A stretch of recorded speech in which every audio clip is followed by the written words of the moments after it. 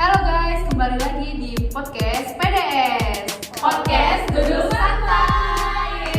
PD's Podcast Duduk Santai. Jadi hari ini podcast kita itu akan membahas tentang pengaruh influencer terhadap masyarakat di Indonesia. Jadi kan banyak nih influencer itu yang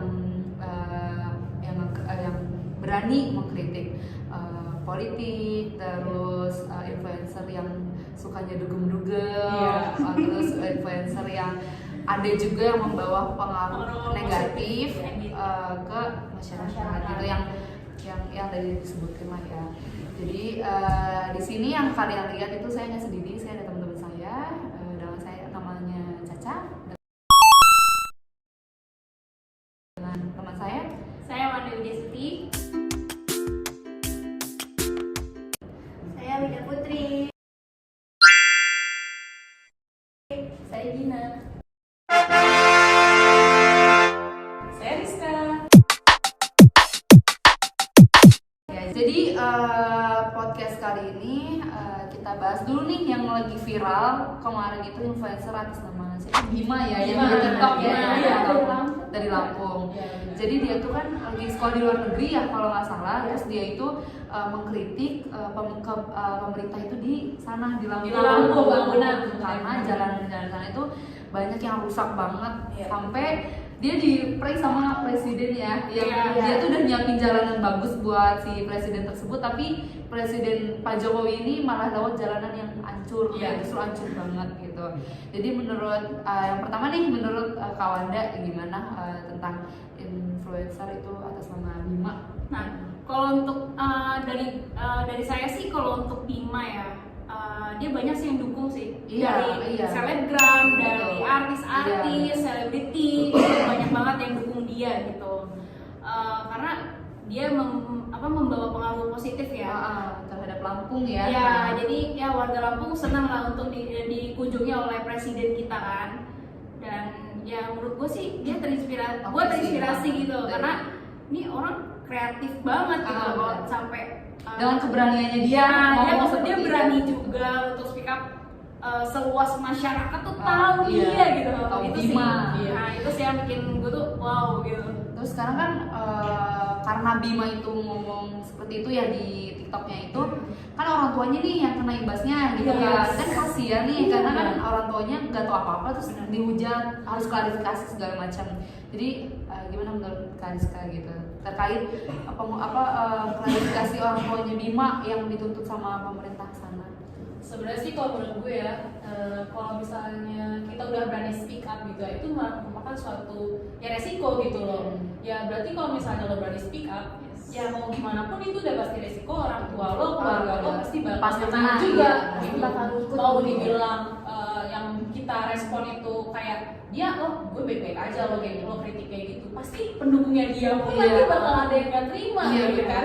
Jadi emang hal itu sulit sih buat dihindari gitu kan, dari para influencer, juga influencer aja, orang yang kita misalnya kayak anak muda lah, misalnya lagi di pidato gitu kan, speak up mengenai apa gitu, pasti bakal dikritik juga, gak pasti hanya influencer aja gitu menurut gue. Terus kalau menurut Kak Wida nih, Kak Wida yang mana? Kak Wida ya? Kak Wida tentang Bima ya? Iya, itu kayak bukti besar gak sih kalau misalnya influencer itu benar-benar berpengaruh. Benar. Jadi nggak sembarangan bisa orang jadi influencer, kan harus ada dampak positif. Mental yang kuat. Gak kayak kita kan dihujat itu langsung pulang langsung hapus gitu kan. Iya, jadi Bima membawa pengaruh baik juga sih bagi kehidupan kita. Sampai Jokowi datang kan. Gue sih itu dia parah gitu. Terus menurut Kak Gina nih gimana tentang Bima saat ini lagi viral banget di TikTok, di sosial media? Kalau yang saya tahu ya tentang Bima tuh yang pertama ya dia viral karena dia ngunggah di TikTok karena keberanian dia tentang Lampung ya kan, karena pembangunan infrastruktur yang nggak lancar, terus akhirnya kan sampai menyebar kemana-mana kan, masyarakat luas tuh sampai pemerintah Lampung kena petir ya, kena petir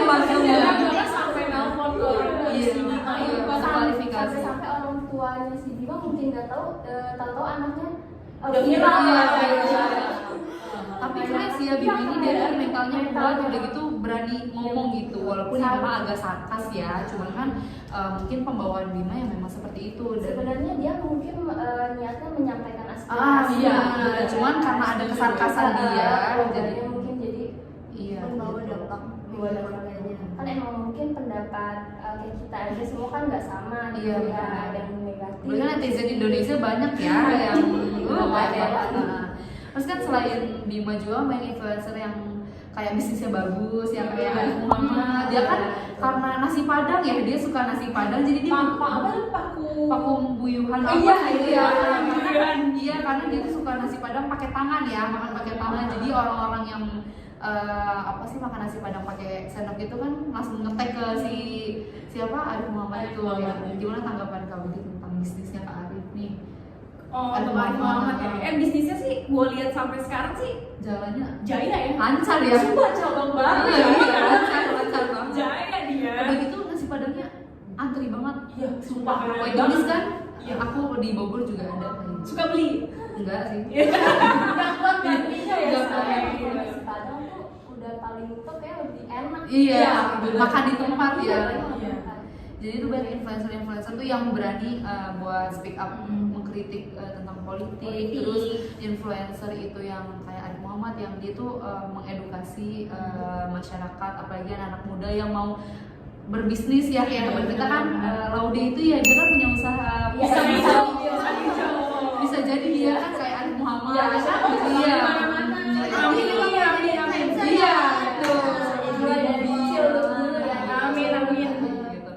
Jadi kita itu untuk kita tuh melihat influencer itu harus dilihat dari sisi baiknya aja ya. Jadi kalau misalkan sisi negatif ya udahlah, itu kan Gak usah kita lihat nggak sih kayak kita Iya. saring aja gitu, kayak ya kita kan pasti punya Iya. filter sendiri Iya. gitu kan ya, kalau yang jelek kan nggak usah lo Udah itu kan masukin di gitu. Instagram tuh kan kayak ada influencer kayak Aukarin atau apa kan ada yang komen tuh aku pernah baca katanya ini kalau dilihat anak kecil gimana ya, menurut Iya. saya sih kayak gimana ya, itu berarti orang tuanya yang harus mengedukasi ke anaknya, jangan dikasih handphone Iya, dong di benar.